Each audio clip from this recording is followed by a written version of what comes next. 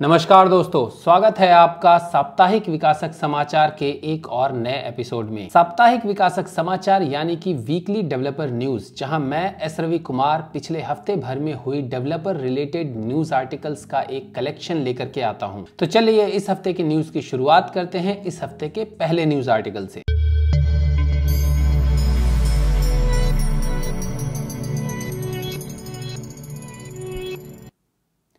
इस हफ्ते का पहला न्यूज गूगल की तरफ से है। गूगल ने एक नया टूल जो है वो लॉन्च किया है। They are calling it OSV scanner, यानी कि open source vulnerability scanner. So open source vulnerability scanner जो है वो एक टूल है जिससे कि आप फ्री में अपने जो ओपन सोर्स कोड हैं उसको स्कैन कर सकते हैं और उसमें से वनरेबिलिटीज़ आइडेंटिफाई कर सकते हैं कि क्या क्या इस कोड में वनरेबिलिटी है। बेसिकली ये कोड जो है वो osv.dev जो आपकी वेबसाइट है वहाँ से डेटा लेता है, जहाँ पर कि ओपन सोर्स की सारी वनरेबिलिटीज़ की लिस्टिंग गूगल ने फरवरी 2021 में रिलीज़ की थी। आज की डेट में ये जो OSV स्कैनर जो है वो C++, डिबाइन, अल्पाइन, पाई, NPM, OSS फज और मेवन, एंड्रॉयड, लिनक्स कर्नल, इन सब के जो आपके वनरेबिलिटीज़ हैं इनको आइडेंटिफाई करने में आपकी हेल्प करेगा। ये सारी डिटेल्स जो हैं ये बताएगा। और OSV आप जो फ्री में इसको osv.dev साइट से डाउनलोड कर सकते हैं या गिटहब से डाउनलोड कर सकते हैं। हालांकि ये टूल जो है वो .NET डेवलपर्स के लिए तो नहीं है, लेकिन बहुत सारे जावास्क्रिप्ट डेवलपर्स जो कि NPM यूज़ करते हैं ऑफ कोर्स उनके लिए ये बहुत ही ज़्यादा हेल्पफुल टूल है। सो आप में से जो भी जावास्क्रिप्ट डेवलपर्स हैं वो इस टूल को अगर ट्राई आउट करना चाहें तो ट्राई आउट कर सकते हैं। मैं आर्टिकल का लिंक डिस्क्रिप्शन में दे दूंगा। आप अगर ट्राई आउट करते हैं तो मुझे कमेंट सेक्शन में ज़रूर बताइएगा कि आपने क्या क्या वनरेबिलिटीज़ आइडेंटिफाई की और आपके लिए ये टूल कितना हेल्पफुल है। अगला न्यूज़ गिटहब की तरफ से है। सो गिटहब ने एक फंक्शनैलिटी जो कि पहले सिर्फ एंटरप्राइज कस्टमर्स के लिए अवेलेबल थी उसको सबके लिए अवेलेबल करवा दिया गया है। सबके लिए यानी कि जो भी ऑर्गेनाइजेशंस हैं, चाहे वो आपकी कम्युनिटी ऑर्गेनाइजेशंस हैं, जैसे हमारे भी .NET cloud and code techies का एक ऑर्गेनाइजेशन है एज ए कम्युनिटी ऑर्गेनाइजेशन।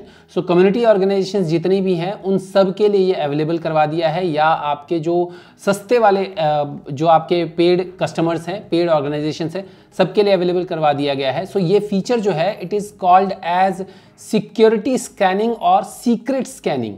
सो ये सीक्रेट स्कैनिंग में क्या होता है कि आपके जितने भी पब्लिक रेपोजिटरीज है उसमें ये एक्सपोज्ड सीक्रेट्स आइडेंटिफाई करता है कि कहीं आपने सिक्योरिटी क्रेडेंशियल्स या ऑथेंटिकेशन टोकन्स जो हैं उनको तो नहीं एक्सपोज किया है। सो जो भी आपने कोड गिटहब पे पोस्ट किया है वहाँ पर आप अगर आपने जो अपने सिक्योरिटी क्रेडेंशियल्स हैं वो अगर साथ में चेक इन कर दिए हैं तो ये आपके इस रिपोर्ट में सिक्योरिटी सीक्रेट स्कैनिंग के रिपोर्ट में आपको बता देगा कि आपने इस रेपोजिटरी में इस पब्लिक रेपोजिटरी में अपने क्रेडेंशियल्स जो हैं या सिक्योरिटी टोकन्स जो हैं वो जो है वो चेक इन कर रखे हैं। बेसिकली हम डेवलपर्स को एक आदत होती है कि हम जो भी अपने क्रेडेंशियल्स होते हैं, जैसे सिंपल सा एग्जांपल मैं आपको बताऊं डेटाबेस कनेक्शन स्ट्रिंग का।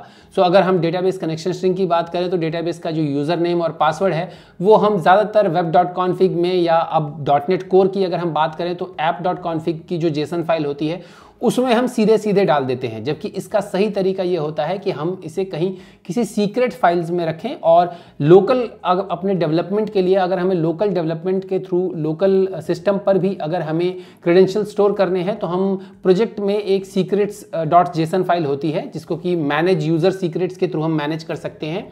सो उसके थ्रू हम ये सारे क्रेडेंशियल्स वगैरह उस फाइल में रख सकते हैं और जो प्रोडक्शन है वहाँ पर हम अपने CI/CD पाइपलाइन में ये चीज़ अनेबल कर सकते हैं कि हम इसको एज्योर की वॉल्ट या गूगल में भी आपका की वॉल्ट जैसा ही एक फीचर होता है जहाँ पर कि आप अपने सीक्रेट डेटा को रख सकते हैं जो कि आपके रेपोजिटरी से अलग होता है। सो वहाँ पर ये सारी डिटेल्स रखनी चाहिए। सो गूगल जो आपका गिटहब है ये आपका आइडेंटिफाई करेगा कि आप अपने पब्लिक रेपोजिटरीज में इस तरह की चीज़ें चेक इन तो नहीं कर रखे हैं। मेरे ख्याल से तो ये बहुत अच्छा फीचर है। क्या आपने इस फीचर को, अगर आप एंटरप्राइज कस्टमर हैं गिटहब के, और आपने क्या इस फीचर को यूज़ किया है या नहीं किया है, मुझे कमेंट सेक्शन में ज़रूर बताइएगा।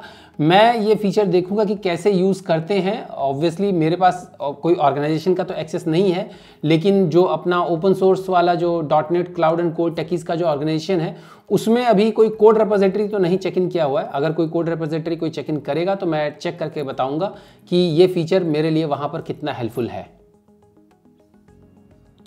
अगला न्यूज डेवलपर न्यूज ना होकर के बल्कि एक जनरल इंफॉर्मेशनल टेक्नोलॉजी न्यूज है। सो न्यूज ये है कि security.org ने एक सर्वे ऑर्गेनाइज किया था और उस सर्वे के रिपोर्ट में उन्होंने पासवर्ड मैनेजर एनुअल रिपोर्ट 2022 जो है वो रिपोर्ट प्रेजेंट किया।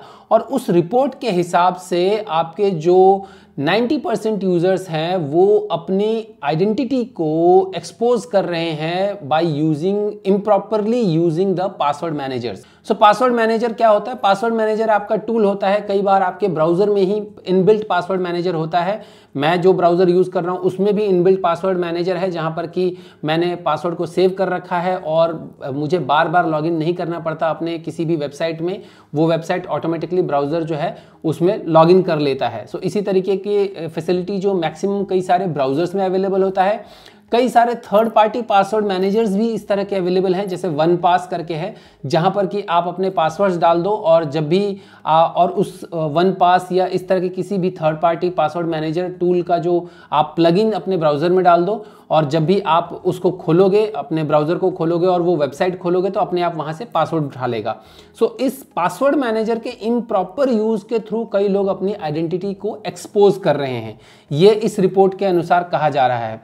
सो इनका कहना यह है कि पासवर्ड मैनेजर जो है लोग गलत ढंग से यूज कर रहे हैं। अब किस तरीके से, सही तरीके से कैसे यूज करना चाहिए, ये इस आर्टिकल में डिटेल में दिया गया है। मैं इसका लिंक जो है आपको डिस्क्रिप्शन में दे दूंगा, आप पढ़ सकते हैं। मैं यहाँ समझाने नहीं बैठने वाला कि सही तरीके से कैसे पासवर्ड मैनेजर को यूज किया जाता है। वैसे मैं पर्सनली जो है पासवर्ड मैनेजर यूज नहीं करता, सिर्फ ब्राउजर में जो अपना ईमेल है, सिर्फ ईमेल के लिए मैंने पासवर्ड जो है सेव कर रखा है और ब्राउजर का इनबिल्ट पासवर्ड मैनेजर यूज कर रहा हूं। मैं कोई third party password manager use नहीं करता।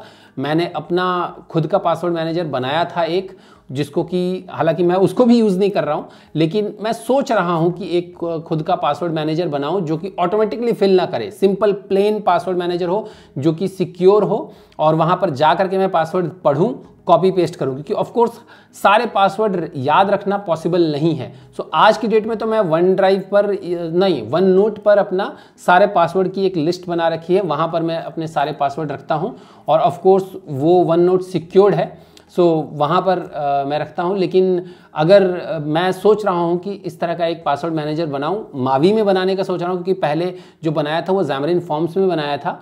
सो अगर आप भी इंटरेस्टेड हैं तो इस बारे में कमेंट सेक्शन में बताइए कि क्या हमें एक ओपन सोर्स प्रोजेक्ट के तौर पर मावी में एक पासवर्ड मैनेजर बनाना चाहिए जो कि सिंपल हो, जहाँ पर कि सिंपल कैटेगरी वाइज हम पासवर्ड स्टोर करें, साइट का नाम, यूज़र आईडी और पासवर्ड, बस ये चीज़ स्टोर करें और वो इनक्रिप्टेड हो। और इस तरह के फीचर या इस तरह का एप्लीकेशन क्या आप चाहते हैं कि हम बनाएं as a open source project, comment section में मुझे ज़रूर बताइएगा। और भाई मेरे चुने हुए ये न्यूज़ आर्टिकल पसंद आ रहे हैं कि नहीं पसंद आ रहे हैं? अगर पसंद आ रहे हैं तो इस वीडियो को लाइक करो, मेरे चैनल को सब्सक्राइब करो और जितना हो सके इस वीडियो को सबके साथ शेयर करो। अगला न्यूज़ पाइथन डेवलपर्स के लिए है। सो विजुअल स्टूडियो कोड ने एक नया एक्सपेरिमेंटल फीचर जो है वो ऐड किया है अपने विजुअल स्टूडियो ऑनलाइन में। सो विजुअल स्टूडियो कोड जो है आपको पता ही है कि Visual Studio Code free IDE है for developing any kind of application, mostly web applications बनाने के लिए और यूजिंग मल्टीपल लैंग्वेजेस। आप कोई भी लैंग्वेज यूज़ कर सकते हैं। C++ का सपोर्ट है उसमें, आपका C# का सपोर्ट है, ब्लेजर का सपोर्ट है, रिएक्ट वाले डेवलपर्स भी यूज़ करते हैं, फ्लटर डेवलपर भी विजुअल स्टूडियो कोड यूज़ करते हैं, एंगुलर डेवलपर भी विजुअल स्टूडियो कोड यूज़ करते हैं। मतलब आज की डेट में visual Studio code is your number 1 IDE, open source and free IDE used by everyone, चाहे कम्युनिटी हो चाहे एंटरप्राइजेस हो, बिकॉज वो फ्री है प्लस ओपन सोर्स है। और फ्री मतलब कंप्लीटली फ्री, ऐसा नहीं है कि आपका कंपनीज को पे करना पड़ेगा, सबके लिए फ्री है। सो विजुअल स्टूडियो कोड में पाइथन का एक नया फीचर आया है जो कि आपका ऑनलाइन नहीं, web based visual Studio code में आया है, जो कि आपका है विजुअल स्टूडियो कोड .dev। अगर आप वेबसाइट पर जाते हैं तो वहां पर आप ये पाइथन एक्सटेंशन ऐड करके वेब पर ही आप पाइथन की प्रोग्रामिंग कर सकते हैं। वहाँ पर ये ऑन जुपिटर एक्सटेंशन साथ में दे देता है ऑटोमेटिकली इंस्टॉल करके, और ब्राउज़र में आप पाइथन जो है वो चला सकते हैं। सो ये एक नया experimental feature visual Studio code online में दिया गया है जो आप में से जो भी पाइथन डेवलपर हैं, अगर चाहते हैं कि विजुअल स्टूडियो कोड इंस्टॉल करने की ज़रूरत नहीं है, कहीं से भी अपने विजुअल स्टूडियो कोड में लॉगिन करके और अगर ये चीज़ ट्राई आउट करना चाहते हैं तो ट्राई आउट कर सकते हैं। और हमें ज़रूर बताइएगा कि आपको ये एक्सपेरिमेंटल फीचर जो है कितना बेनिफिशियल लगता है। चूंकि अब दिसंबर का महीना आधा बीत चुका है, सो ये टाइम है विजुअल स्टूडियो के नए रिलीज का। सो विजुअल स्टूडियो का प्रीव्यू रिलीज 2 जो है, विजुअल स्टूडियो 2022 17.5 का प्रीव्यू 2 रिलीज जो है वो अभी रिलीज किया गया है रिसेंटली 13 दिसंबर को, यानी आई थिंक 2-3 दिन पहले। और इसमें जो है काफ़ी नई नई चीज़ें ऐड की हैं, जैसे all in one search, editor sticky scroll, debugger text visualizer, quick add item, reauthentication workflow, .NET related चीज़ें हैं जैसे कि publish to Azure container app, directly आप विजुअल स्टूडियो से एज्योर कंटेनर ऐप पे पब्लिश कर सकते हैं, application logs in VS terminal, filtering in code coverage window. So code coverage window में आप फिल्टरिंग भी कर सकते हैं। सो इस तरह के नए नए फीचर जो हैं आपके विजुअल स्टूडियो 2022 17.5 प्रीव्यू 2 के रिलीज में ये नए फीचर्स ऐड किए गए हैं। इस अनाउंसमेंट आर्टिकल का लिंक मैं डिस्क्रिप्शन में दे दूंगा, आप देख सकते हैं कि इनमें से कौन कौन सा फीचर आपके किस काम का है। मुझे फ्रैंकली स्पीकिंग ये फीचर उतने ज़्यादा कोई भी एक्साइटिंग नहीं लगा, because publish to Azure container app directly आप क्या पब्लिश करने वाले हैं। आजकल मोस्ट ऑफ द कंपनी जो है वो CI/CD पाइपलाइंस यूज़ करती हैं। सो अगर ये CI/CD पाइपलाइन बना करके दे रहे हैं साथ में पब्लिश करने के लिए, then it's well and good. अगर नहीं बना करके दे रहे हैं तो it's not a good practice. और बाकी ये all in one search feature मैंने यूज़ नहीं किया, ट्राई करके देखूंगा। कोड कवरेज विंडो में फिल्टरिंग की अगर हम बात करें तो कोड कवरेज का जो फैसिलिटी है that is available only for ultimate license holders. So हम लोग कम्युनिटी यूज़र्स हैं, हम लोग विजुअल स्टूडियो कम्युनिटी यूज़ करते हैं। कंपनी में मेरे पास अल्टीमेट है, लेकिन वहाँ पर मैं कोड कवरेज यूज़ करता हूँ, तो मुझे कोड कवरेज में फ़िल्टरिंग का ऐसा कोई फैसिलिटी बेनिफिशियल मुझे उतना कुछ खास लगता नहीं है। जिन लोगों को लगता होगा वो ट्राई आउट करके देख सकते हैं। सो आप में से कोई भी जो भी इसको यूज़ करना चाहे ट्राई आउट करके देख सकता है। मैं आर्टिकल का लिंक डिस्क्रिप्शन में दे दूंगा। मैंने हालांकि विजुअल स्टूडियो 2022 का प्रीव्यू इंस्टॉल किया हुआ है, लेकिन मैं उसको बहुत कम यूज़ करता हूँ। मोस्टली मैं विजुअल स्टूडियो 2022 का स्टेबल वर्जन ही यूज़ करता हूँ। अगला न्यूज़ जो है उसे सुनकर के मेरा दोस्त नितिन पंडित बहुत खुश होने वाला है, क्योंकि अगला न्यूज़ ये है कि अकॉर्डिंग टू मेंडेक्स सर्वे, मेंडेक्स का सर्वे हुआ है, उस सर्वे के हिसाब से US UK most of the companies जो हैं, जो जितनी भी एंटरप्राइज कंपनीज हैं, आउट ऑफ 10 कंपनीज 7 कंपनीज जो हैं, 7 ऑर्गेनाइजेशंस जो हैं वो लो कोड को as a core part of their business ले रहे हैं। So they are investing heavily on low code tools.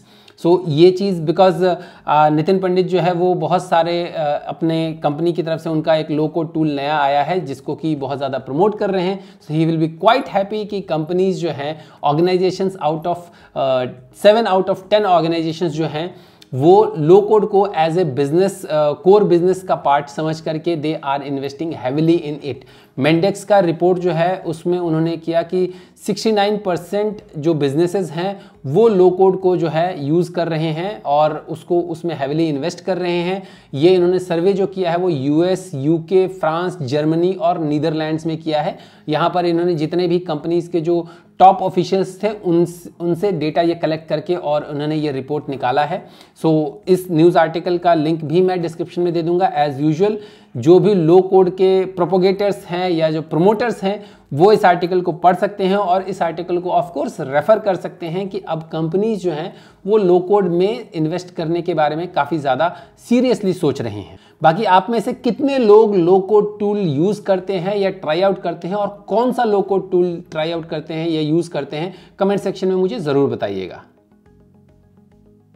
और इसी के साथ इस हफ्ते का साप्ताहिक विकासक समाचार यानी कि वीकली डेवलपर न्यूज समाप्त होता है। उम्मीद है आपको मेरे चुने हुए ये न्यूज आर्टिकल्स पसंद आए होंगे, साथ ही इन पे दी हुई मेरी प्रतिक्रियाएं भी पसंद आई होंगी। यदि आपको मेरा ये वीडियो पसंद आया है तो मेरे इस वीडियो को लाइक कीजिए, मेरे चैनल को सब्सक्राइब कीजिए और जितना हो सके इस वीडियो को सबके साथ शेयर कीजिए। तो जल्द ही मिलते हैं मेरे अगले वीडियो में, तब तक के लिए अपना ख्याल रखिएगा। नमस्कार।